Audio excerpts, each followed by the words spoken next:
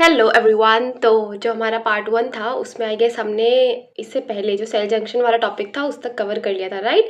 आज हम कोशिश करेंगे कि सेल जंक्शन के आगे जितना भी टॉपिक जनरल फिजियोलॉजी में बचता है वो हम ख़त्म कर सके। अब कोशिश ये रहेगी कि आपको ऑन सैटरडे और ऑन संडे हमको पूरा का पूरा जो चैप्टर है वो आधे आधे पोर्शन में करवा करके हर सैटरडे को आपको 2 सैटरडे में आपका एक चैप्टर कंप्लीट हो जाए और बाकी जो डेज रहते हैं उसमें इन्हीं चैप्टर्स के जो हमने टॉपिक यहाँ पे पढ़े हुए हैं उसका आपको पार्ट मिल जाएगा, ताकि अगर आपको सेपरेटली कोई पार्ट देखना है तो आप उस पार्ट को देख सकते हैं। ठीक है। पिछले वीडियो में हमने जो कवर कर लिया था वो था मेम्ब्रेन ट्रांसपोर्ट के अलावा एक मुझे बहुत अच्छा डाउट मिला था कि काजल दी आप ना टाइम स्टैम्प डाल दिया करो, तो ये ठीक है, अगली बार से मैं कोशिश करूँगी, ध्यान रखूँगी, बट हो नहीं पाता क्योंकि अभी याद रहता है जब रिसेंट किसी का कमेंट पढ़ो, किसी से सुनो, फिर बाद में भूल जाते हैं। चलो तो स्टार्ट करें। अगर हम मेम्ब्रेन ट्रांसपोर्ट से रिलेटेड चीज़ों की, तो हमको जो सबसे पहले जानना है वो ये है कि ये किताब में नहीं लिखा हुआ है, इट इज़ फॉर आपके पीजी पर्पस के लिए, मेरे पीजी पर्पस के लिए, बट ठीक है। एटीपी की डिस्कवरी के लिए वॉकर अंकल, बोयर अंकल, इनको अंकल है कि आंटी मुझे जेन्युइनली ये भी नहीं पता, मैंने फ़ोटो खोलकर भी देखना ज़रूरी नहीं समझा। ठीक है। इनका नोबेल प्राइज़ मिला था। ये हमारे यूनिवर्सिटी के पॉइंट ऑफ व्यू से कुछ इंपॉर्टेंट नहीं है, फिर भी अगर आपको फ्लेक्स करना है कि Kajal di I have such a great knowledge of physiology, आप ये नाम लिख सकते हैं। ठीक है। अब जो मेम्ब्रेन ट्रांसपोर्ट है, देखो ये बहुत ही कम टाइम पे एलएक्यू बनता है क्योंकि इसके एसएक्यू के 2 इंपॉर्टेंट टॉपिक रहते हैं, एक है सेकेंडरी एक्टिव ट्रांसपोर्ट, ठीक है, और दूसरा रहता है सोडियम पोटेशियम पंप। ये 2 इसके इंपॉर्टेंट टॉपिक बच जाते हैं हमारे पास। ये हमारे एसएक्यू में फ्रीक्वेंटली पूछा हुआ, बट एलएक्यू ऐसा नहीं पूछते। फिर भी अगर आपसे एलएक्यू आता है तो फिर हम इसको अच्छे से लिखेंगे क्योंकि ये टॉपिक हमारा 11th-12th टॉपिक पढ़ा हुआ है। बेस्ड ऑन अब हम क्लासीफाई कैसे करेंगे, तो जो पूरा का पूरा मेम्ब्रेन ट्रांसपोर्ट है वो एक ही चीज़ पे डिपेंडेंट है, एटीपी पे, मतलब एनर्जी पे। ठीक है। एक ऐसा काम जिसमें आपको एनर्जी लगाना पड़ेगा और एक ऐसा काम जो बिना एनर्जी लगाए हो रहा है। एग्जाम्पल, ऐसा काम जिसमें एनर्जी लगाना पड़ेगा इज़ आर पढ़ाई, और ऐसा काम जो बिना एनर्जी लगाए हो रहा है is social media, reel scroll करना, स्टैंड अप कॉमेडीज देखना, दैट्स इट। ठीक है। तो एटीपी के रिक्वायरमेंट पे हमारा पूरा का पूरा क्लासिफिकेशन है। अगर एटीपी प्रेजेंट है तो ये एक्टिव हो जाएगा, अगर एटीपी एब्सेंट है तो this will be passive transport. ठीक है। अब इनके भी फर्दर टाइप्स है। पहले हम अगर ये देखें कि अगर एक्टिव और पैसिव की बात समझे, तो अगर किसी में एटीपी एब्सेंट है तो वो हो जाएगा हमारे पास क्या काजल दी, पैसिव। पैसिव का मतलब है कि इसको एनर्जी नहीं चाहिए, ये काम बिना एनर्जी के हो रहा है, जैसे कि रील स्क्रॉल करना, इसमें एनर्जी थोड़ी लगती है, उसमें एनर्जी जाती है ना। अब अगर हम बात करें पैसिव ट्रांसपोर्ट के लिए, जो हमारा प्री रिक्विजिट है वो हमेशा, अगर आप एनर्जी नहीं दे रहे तो आपको एक इंपॉर्टेंट चीज़ देना पड़ेगा, वो है कॉन्सेंट्रेशन का ग्रेडियंट। कॉन्सेंट्रेशन का ग्रेडियंट, आपका जो फ्लो होगा सॉल्यूट का, सॉल्वेंट का, वो हमेशा हाई टू लो होगा। वाह, एकदम राइम बन गया, राइट। चलो, हाई टू लो फ्लो होगा हमारा डायरेक्शन। ठीक। अब इसके भी टाइप्स है। सबसे पहला टाइप है इसका हमारा सिंपल डिफ्यूजन। सिंपल नाम सजेस्ट कर रहा है कि बहुत ही सिंपल सा है, इसको कोई लफड़े नहीं पसंद, ही और शी, मतलब this is interested in living a simple life style. While आता है फैसिलिटेटेड। फैसिलिटेटेड मतलब सिंपल का ही भाई है, लेकिन इसको हमको फैसिलिटीज़ प्रोवाइड करनी पड़ेंगी कि भैया प्लीज़ ट्रांसपोर्ट करवा दो। नॉन आयनिक मतलब ट्रांसपोर्ट जो होगा वो नॉन आयनिक फॉर्म में होगा, बट हमको जो एक्चुअल फॉर्म चाहिए वो आयनिक। तो कैसे होगा, हमने नॉन आयनिक फॉर्म में ट्रांसपोर्ट करवा दिया, उसके बाद उस पर्टिकुलर इन्वायरमेंट जहाँ पे हमने ट्रांसपोर्ट करवाया वहाँ पे आयन प्रेजेंट है, मिक्सचर हुआ आयन का और वो आयनिक बन गया। और फाइनली आता है ऑस्मोटिक। ये हमारे किसके लिए है, ये है हमारे सॉल्वेंट भैया के लिए, राइट, सॉल्वेंट अंकल के लिए। ओके। वाइल अगर हम बात करें कि अगर एटीपी प्रेजेंट है तो ये हमारे पास क्या हो जाएगा काजल दी, एक्टिव ट्रांसपोर्ट हो जाएगा। अब एक्टिव में क्या होगा, अगर मैंने एटीपी नहीं दिया था तो मुझे रिक्वेस्ट था कि कॉन्सेंट्रेशन हमेशा हाई से लो होना चाहिए। अब अगर मैं एटीपी दे रही हूँ तो मैं इसकी बात तो मानूंगी नहीं ना, तो मेरा अगर लो कॉन्सेंट्रेशन से हाई कॉन्सेंट्रेशन भी है तब भी ट्रांसपोर्ट हो जाएगा। मेनली उसी के लिए होता है। इसका सबसे एग्जाम्पल होता है मोटर, जो पानी का मोटर होता है, तो वो क्या करवाता है, जो हमारा वाटर है एकदम लैंड लेवल पे, ज़मीन के लेवल पे, उसको एकदम 3 फ्लोर 4 फ्लोर 5th फ्लोर तक पहुंचाने के काम आता है, राइट। तो ये एक लो कॉन्सेंट्रेशन ग्रेडियंट से हाई कॉन्सेंट्रेशन ग्रेडियंट की तरफ जाने में मदद करेगा। नाउ इसके टाइप है, एक है प्राइमरी, एक हाथ से पैसा दो, एक हाथ से पैसा लो, ठीक है। सेकेंडरी मतलब किसी एजेंट का यूज़ करना। और वेसिकुलर ट्रांसपोर्ट भी इसी का एक तरीका है, जिसके भी फर्दर टाइप्स है, एक्सोसाइटोसिस, एंडोसाइटोसिस और ट्रांससाइटोसिस। अब अगर हम बात करें सबसे पहले, यहाँ पे कुछ नहीं है ना, ओके। सबसे पहले अगर हम बात करें सिंपल डिफ्यूजन की, सिंपल डिफ्यूजन, चलो नीचे आ जाओ, नीचे नीचे। तो पैसिव ट्रांसपोर्ट पे हमने देखा काजल दी, एटीपी नहीं चाहिए, gradient along the gradient. Along the gradient का मतलब मैंने आपको पहले भी बोला कि अगर देखो ये मेरा हाई कॉन्सेंट्रेशन वाला एरिया है, ये मेरा लो कॉन्सेंट्रेशन वाला एरिया है, तो अगर मेरा जो डायरेक्शन ऑफ फ्लो होना चाहिए हमेशा, क्या होता है, पानी भी अगर देखो तो ऊपर से नीचे, मतलब हायर फ्लो रीजन से लोअर रीजन की तरफ जाते हैं, कॉन्सेंट्रेशन की तरफ, ठीक है। तो हाई फ्लो से लो फ्लो तक जाना इस, ये हमारा एक नॉर्मल किसी भी चीज़ का फ्लो है कि हायर टू लोअर जाना। अब अगर मेरा सॉल्यूट भी इसी डायरेक्शन में जा रहा है, ठीक है, तो ये हो जाएगा along the gradient. While against the gradient क्या होता है कि अगर ये हाई सॉल्यूट है, हाई कॉन्सेंट्रेशन है, ये लो कॉन्सेंट्रेशन है, अगर मैं लो कॉन्सेंट्रेशन से हाई कॉन्सेंट्रेशन की तरफ जाना चाहती हूँ तो इसके लिए मुझे एनर्जी लगाना पड़ेगा, क्योंकि जो नेचुरल फ्लो होता है वो होता है हमेशा हाई टू लो। तो this is against the gradient. अब अगर हम बात करें सिंपल डिफ्यूजन की, तो हमने बात किया था कि सिंपल डिफ्यूजन का मतलब होता है काजल दी जो कि कॉन्सेंट्रेशन ग्रेडियंट के अलोंग जा रहा है। जैसा कॉन्सेंट्रेशन ग्रेडियंट है ऊपर से नीचे की तरफ, वैसा ही मेरा डायरेक्शन ऑफ सॉल्यूट का ट्रांसपोर्ट है। इसमें हमको एटीपी नहीं चाहिए, ठीक है। अब इसके फैक्टर्स है, इसके फैक्टर्स के लिए हमको एक चीज़ समझना है कि जैसे हमने जब क्या पढ़ा था हमने, टोटल बॉडी वाटर, तब हमारे फिक्स अंकल ने एक फॉर्मूला दिया था, यहाँ पे भी अंकल ने फिक्स लॉ दे दिया, fix law of diffusion. Fix law of diffusion अलग अलग चीज़ें बोलता है और इसके ऊपर हमारी बॉडी के काफ़ी स्पेसिफिकली रेस्पिरेटरी बहुत सारे डिसीज इसके ऊपर बेस्ड है। देखो सबसे पहले अगर मैंने बोला कि यहाँ पे ना 100 है और यहाँ पे 0 है, यहाँ पे 100 है, यहाँ पे 0 है, पर मैंने बोला कि जो ए वाला है ना, इसमें जो डिफ्यूजन है वो फास्ट है कंपैरेटिवली बी वाले के। अब क्या रीजन हो सकता है, इसका रीजन ये हो सकता है काजल दी अगर कॉन्सेंट्रेशन ग्रेडियंट सेम है तो कुछ और फैक्टर भी है जो इसको इन्फ्लुएंस कर रहे हैं। अब वो फैक्टर क्या है, तो डिफ्यूजन फिक्स अंकल ने बोला मेम्ब्रेन के लिए कि मेम्ब्रेन में क्या क्या फैक्टर है जो डिसाइड करेगा कि कौन जो डिफ्यूजन है वो कितना फास्ट है कितना स्लो है, ठीक है। तो डिफ्यूजन सबसे पहले डिपेंड करता है हमारे कॉन्सेंट्रेशन ग्रेडियंट पे, जो कि हमने देखा। अब मैंने अगर एग्जांपल लिया कि दोनों में कॉन्सेंट्रेशन ग्रेडियंट 100 का है, बट एक में फास्ट है एक में स्लोअर है, इसका मतलब जो दूसरा फैक्टर डिपेंड करता है वो है सरफेस एरिया के। तो अगर सरफेस एरिया ज़्यादा होगा तो डिफ्यूजन ज़्यादा होगा, ठीक है। और तीसरा फैक्टर आता है जो कि है थिकनेस। तो अगर थिकनेस ज़्यादा होगा तो जो डिफ्यूजन है वो कम हो जाएगा, ठीक है। अब सीधी सी बात है ना, एक पतला सा मेम्ब्रेन है वो जल्दी डिफ्यूज करेगा और कंपैरेटिवली एक मोटा सा मेम्ब्रेन है, तो मोटे मेम्ब्रेन में अगर थिकनेस बढ़ गया तो डिफ्यूजन हो जाएगा कम, ठीक। तो अब अगर हम देखें तो डायरेक्टली प्रोपोर्शनल किसके काजल दी, कॉन्सेंट्रेशन ग्रेडियंट के और सरफेस एरिया के। इनडायरेक्टली प्रोपोर्शनल किसके काजल दी, ये हमारे थिकनेस के ऊपर है, राइट। तो यही लिखा हुआ है कि डायरेक्टली प्रोपोर्शनल है हमारे कॉन्सेंट्रेशन ग्रेडियंट के, सरफेस एरिया के, और इनडायरेक्टली प्रोपोर्शनल है थिकनेस के। अब ये तो हमने बात की मेम्ब्रेन से रिलेटेड, अब आता है सब्सटेंस से रिलेटेड। मैंने तुमको बोला कि एक सब्सटेंस, एक ये है एक ये है, दोनों का साइज है सेम, ठीक है, साइज है सेम, तो कौन सा डिफ्यूज होगा फास्टर, या मैंने आपको बता दिया कि ए वाला फास्टर डिफ्यूज हो रहा है देन बी वाला। तो एक तो सबसे पहला फैक्टर आ जाता है साइज, अगर साइज छोटा है तो डिफ्यूजन फास्टर होगा कंपैरेटिवली, ठीक है। इसके अलावा हाँ साइज छोटा है तो डिफ्यूजन फास्टर होगा, ठीक है।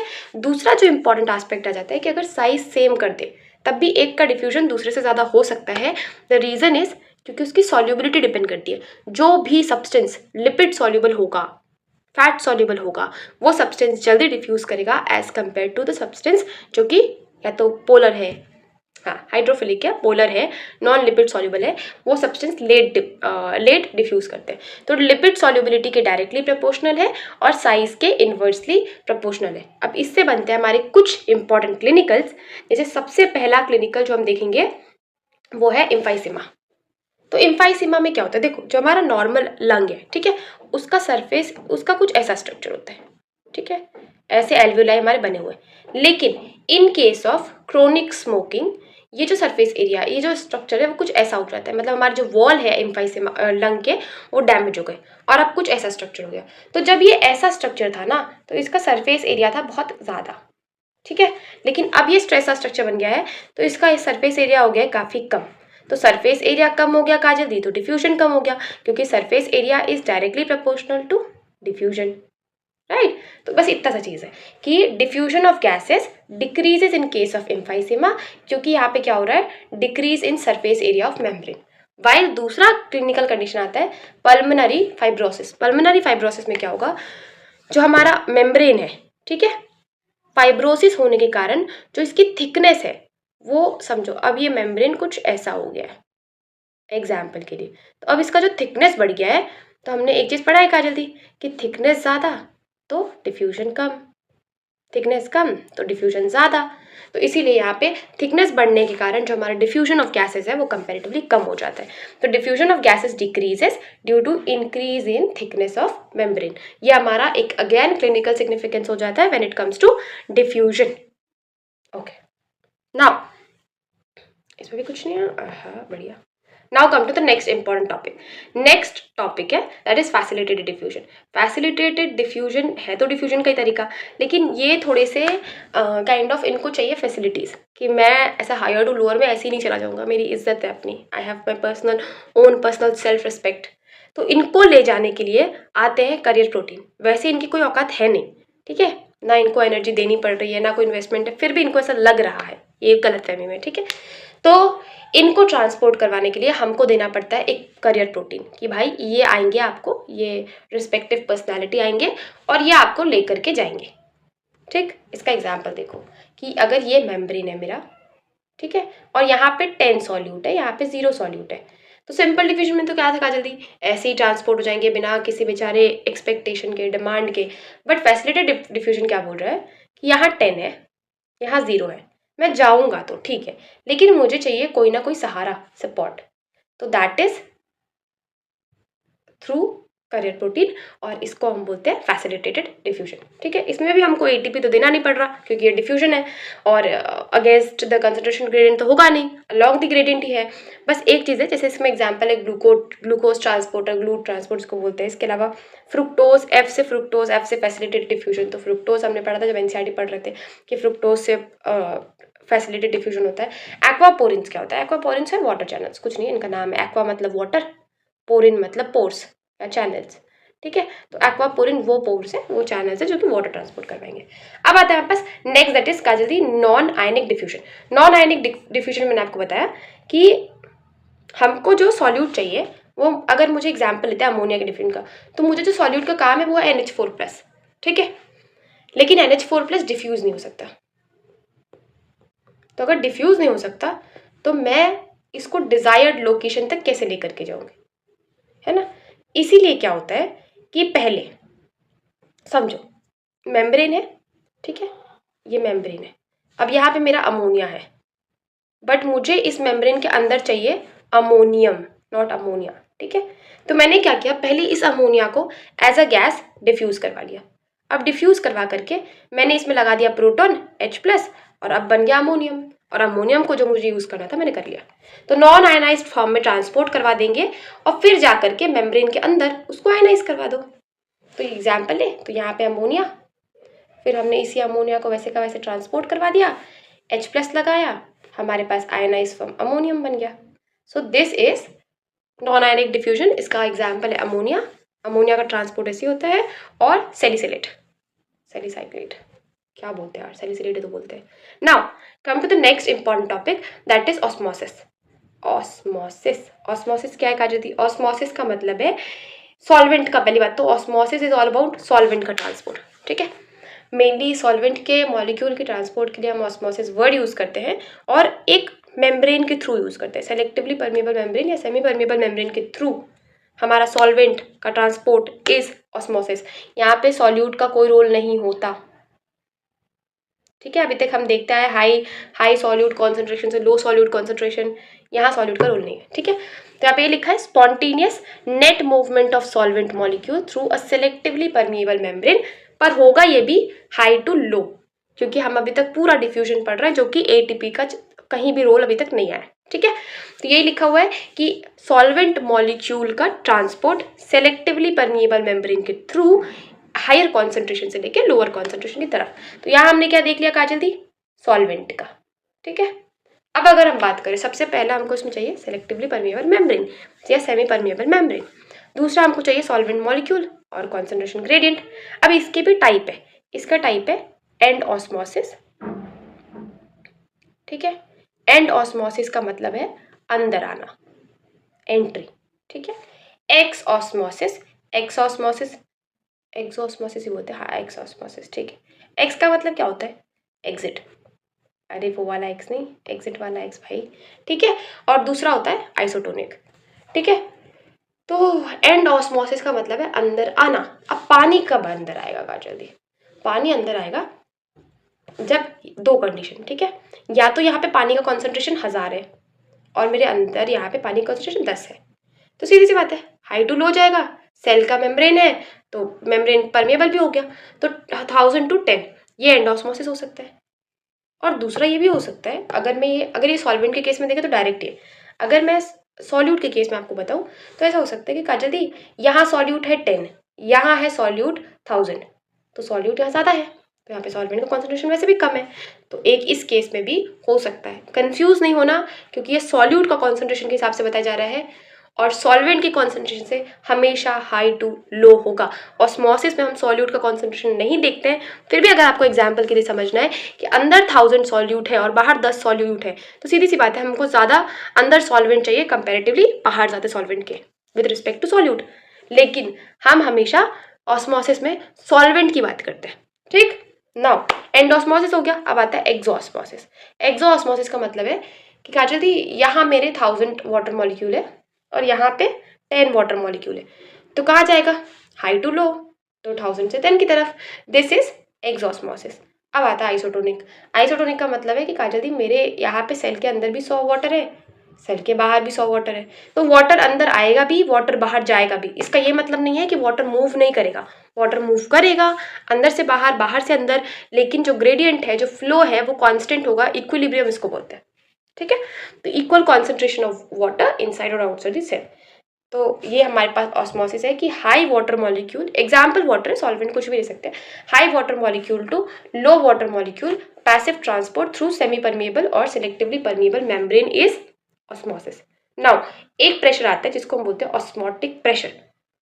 ऑस्मोटिक प्रेशर का मतलब क्या है, मैंने आपको बोला कि 1000 है और यहाँ 10 वाटर है, तो वाटर हमेशा 1000 to 10 की तरफ फ्लो करेगा। बट अब अगर मैं रोकना चाहती हूँ कि वाटर इधर फ्लो नहीं करे, तो मुझे कितना प्रेशर लगाना पड़ेगा कि वो वाटर का फ्लो रुक जाए, दैट इज ऑस्मोटिक प्रेशर।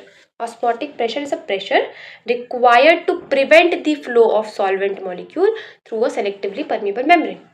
मैं कितना प्रेशर लगाऊं कि चाहे वो 1000 से 10 हो, चाहे वो 100 से 10 हो, लेकिन यहाँ पे ये मूव नहीं करे, तो मुझे वो फ्लो रोकने के लिए कितना प्रेशर लगाना पड़ेगा, इज ऑस्मोटिक प्रेशर। और इसी का एक सिग्निफिकेंस आता है रिवर्स ऑस्मोसिस, आरओ, राइट। तो ये हमारा हो गया ऑस्मोटिक प्रेशर के बारे में, मतलब ऑस्मोसिस के बारे में। Now come to next important topic, that is active transport. तो अभी तक हमने क्या देखा काजल दी, कि अभी तक हमने जितने भी ट्रांसपोर्ट पढ़े, चाहे वो सिंपल पढ़ा, फैसिलिटेटेड पढ़ा, नॉन आयनिक पढ़ा और ऑस्मोटिक पढ़ा, ये चारों के चारों मुझे एटीपी कहीं रिक्वायर्ड नहीं था। मेरे पास सिर्फ एक रिक्वायरमेंट था कि कॉन्सेंट्रेशन हमेशा हाई टू लो जाना चाहिए। फैसिलिटेटेड में मुझे मेम्ब्रेन प्रोटीन या कैरियर प्रोटीन देना पड़ा और ऑस्मोसिस में मुझे सॉल्वेंट का मूवमेंट करवाना पड़ा। बस ये दो इंपॉर्टेंट रिक्वायरमेंट थे। But when it comes to active transport, आपको यहाँ पे एनर्जी देना पड़ेगा। जैसे पढ़ाई, हमको मोटिवेशन चाहिए, हमको क्या क्या चीज़ चाहिए होता है, राइट, पढ़ने के लिए। तो एटीपी हमको चाहिए as a source of energy, ATP as a energy currency चाहिए। रीज़न भी है क्योंकि यहाँ पे जब हम अपना क्या बोलते हैं मूवमेंट है, वो अगेंस्ट दी फ्लो कर रहे हैं। मतलब एक होता है मन के साथ चलना, जो कि इंस्टाग्राम का रील होता है, इंस्टाग्राम के रील की तरफ अट्रैक्शन है, और एक ये मन के अगेंस्ट जाना कि काजल दी मैं नहीं पढ़ना चाह रहा, लेकिन कल मेरा पीसीटी है, कल मेरा इंटरनल है, कल मेरा प्री यूनिवर्सिटी, तो मुझे आज बैठ कर पढ़ना पड़ेगा। उसके लिए मुझे चाहे मुझे 10 मोटिवेशनल वीडियो देखना पड़े, चाहे मुझे मम्मी पापा का शक्ल याद करना पड़े, वॉट जो मुझे मोटिवेशन देने का काम कर रहा है वो चाहिए, क्योंकि यहाँ हम अपने मन के खिलाफ जाने की कोशिश कर रहे हैं। बहुत कम लोगों का मन होता है जिसको पढ़ाई में इंटरेस्ट आता है, राइट। अब अंडरस्टैंड, अब एक होता है प्राइमरी एक्टिव ट्रांसपोर्ट और दूसरा होता है सेकेंडरी एक्टिव ट्रांसपोर्ट। तो प्राइमरी एक्टिव ट्रांसपोर्ट का मतलब है कि मैंने एनर्जी दिया, ठीक है, और मैंने ट्रांसपोर्ट करा लिया, बस सीधा साधा खत्म। ये है प्राइमरी एक्टिव ट्रांसपोर्ट। मेरे पास खुद का चैनल है, मेरे पास एटीपीएस है, ठीक है, और इस एटीपीएस के थ्रू मैंने अपने एटीपी दिया, ट्रांसपोर्ट करवाया। कितना सिंपल है, जैसे सिंपल डिफिनेशन में था। बट आता है दूसरा इसका अगेंस्ट, या इसके थोड़ा सा मिलता जुलता तो नहीं है ये, वो है secondary active transport. Secondary active का ट्रांसपोर्ट का क्या मतलब है, मैं पहले एनर्जी लगाऊंगा, ठीक है, एनर्जी लगा करके मैं मोटिवेशन जनरेट करूंगा, और मोटिवेशन जनरेट करके मैं पढ़ाई करूंगा। वाह, सही एग्जाम्पल है। तो हमने पहले अपनी एटीपी लगाई, मैं मोटिवेशनल वीडियो देखूंगी, उस मोटिवेशनल वीडियो से कुछ मेरे अंदर फायर जलेगा, या मुझे लगेगा कि पढ़ लेना चाहिए, ये टाइम वेस्ट, प्रोक्रेस्टिनेशन, प्रोडक्टिविटी और क्या क्या होता है, ठीक है, ठीक है। फिर उस मोटिवेशन से जो मेरे अंदर फायर या बर्निंग डिजायर आएगा कि चलो यार पढ़ लेता हूँ, आज तो पढ़ ही लेता हूँ, वो हमसे पढ़ाई करवाएगा इस सेकेंडरी एक्टिव ट्रांसपोर्ट, ठीक है। और प्राइमरी मतलब किताब खोला, पढ़ने बैठ गए, बस। अब आते हैं प्राइमरी एक्टिव ट्रांसपोर्ट के उसमें। तो प्राइमरी एक्टिव ट्रांसपोर्ट में सीधी सी बात है कि मैं अपना एनर्जी दूंगा और मुझे ट्रांसपोर्ट करवा करके दे दो, खत्म। मेरे को कोई और झंझट बीच का नहीं चाहिए। एग्जाम्पल देखो कि अगर ये है मेरा सोडियम पोटेशियम पंप, तो ये मेरा सोडियम बाहर फेंकेगा, पोटेशियम अंदर ले आएगा, बस इतना ही काम है इसका। मैं एटीपी दे रहा हूँ, इस एटीपी से मेरे को पोटेशियम फेंक दो अंदर और सोडियम फेंको बाहर, दैट्स इट। इतना ही कॉन्सेप्ट है इस पूरे के पूरे प्राइमरी एक्टिव ट्रांसपोर्ट का। सेम है हाइड्रोजन पोटेशियम पंप, जिसको हम क्या बोलते हैं, प्रोटॉन पंप। हाइड्रोजन आएगा अंदर, पोटेशियम जाएगा बाहर, हाइड्रोजन बनाएगा HCl, और ये HCl हमारे क्या आएगा, पेप्टिक क्या बोलते हैं, गैस्ट्रिक एसिड सिक्रेशन में, इसका क्लिनिकल आ जाएगा पेप्टिक अल्सर। पर हमको ये यहाँ नहीं लिखना, वो तो GI वाला है। तो यहाँ पे हमने क्या देख लिया, हाइड्रोजन पोटेशियम एटीपीज भी प्राइमरी एक्टिव का एग्जाम्पल है, कैल्शियम एटीपीज भी प्राइमरी एक्टिव का एग्जाम्पल है। बात करते हैं सेकेंडरी एक्टिव की। तो सेकेंडरी एक्टिव में क्या होता है काजल दी, सेकेंडरी एक्टिव में मैंने रिलाई किया मोटिवेशनल सोर्सेज पे, मोटिवेशनल सोर्सेज ने मुझे मोटिवेशन दिया, उस मोटिवेशन से का यूज करके मैंने पढ़ाई किया इस सेकेंडरी एक्टिव। मतलब मैंने सोडियम पोटेशियम पंप लगाया, जिससे मैंने मेहनत करके सोडियम को बाहर फेंका, पोटेशियम को अंदर लिया। अब ये जो सोडियम बाहर आ गया, इस सोडियम के साथ मैंने ग्लूकोज को अंदर भेजा, ये हो जाता है हमारा सेकेंडरी एक्टिव। आया समझ में कि मैंने मेहनत कहाँ किया, सोडियम को बाहर फेंकने में। अब सोडियम अंदर जाएगा, सोडियम ग्लूकोज को खुद लेकर के चला जाएगा, दोस्त है अच्छे। ये होता है सेकेंडरी एक्टिव ट्रांसपोर्ट, ठीक है। तो secondary to energy gradient established by primary active transport. ये अगर तुम्हें देखना है कि सोडियम पोटेशियम एटीपेज से या सोडियम पोटेशियम पंप से तुमने पहले क्या किया, एनर्जी ग्रेडियंट क्रिएट किया। ग्रेडियंट क्यों क्रिएट किया, सोडियम को बाहर फेंका, इससे सोडियम का ग्रेडियंट बना अंदर। अब क्या हुआ, ये सोडियम आने लगा अंदर, तो इसने अपने दोस्त ग्लूकोज को ट्रांसपोर्ट करवा लिया इस सेकेंडरी एक्टिव ट्रांसपोर्ट, ठीक है। कोई डाउट बच गया क्या? मुझे बहुत कंफ्यूजन होता था कि प्राइमरी एक्टिव और सेकेंडरी एक्टिव में क्या डिफरेंस है, बट अब अच्छे से समझ में आ गया। चलो अब बात करते हैं, ये जो हमने प्राइमरी सेकेंडरी एक्टिव ट्रांसपोर्ट पढ़ा, मतलब एक्टिव ट्रांसपोर्ट, इसका भी टाइप है।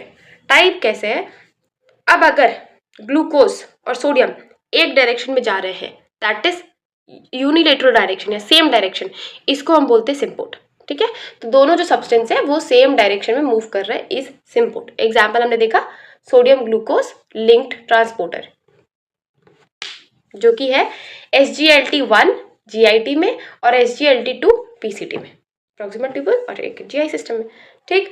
दूसरा आता है सोडियम पोटेशियम 2 क्लोराइड ट्रांसपोर्टर, जो कि हमारे thick ascending limb of loop of Henle में है, और सोडियम आयोडाइड सिम्पोर्टर, ये कहाँ है हमारे पास, ये आता है हमारे थायराइड ग्लैंड में काम, ठीक है। हाँ, थायराइड ग्लैंड में काम आता है with the help of enzyme peroxidase. Peroxidase thyroid का सबसे प्यारा एग्जाम, सबसे इंपॉर्टेंट एंजाइम है, ठीक। तो ये हमारे कुछ एग्जाम्पल है आपके सिम्पोर्ट के। अब बात करें एंटीपोर्ट का, कि अगर तू अंदर जाएगा तो मैं बाहर आऊंगी, we can not survive together, we can not move together, we can not think together is antipode.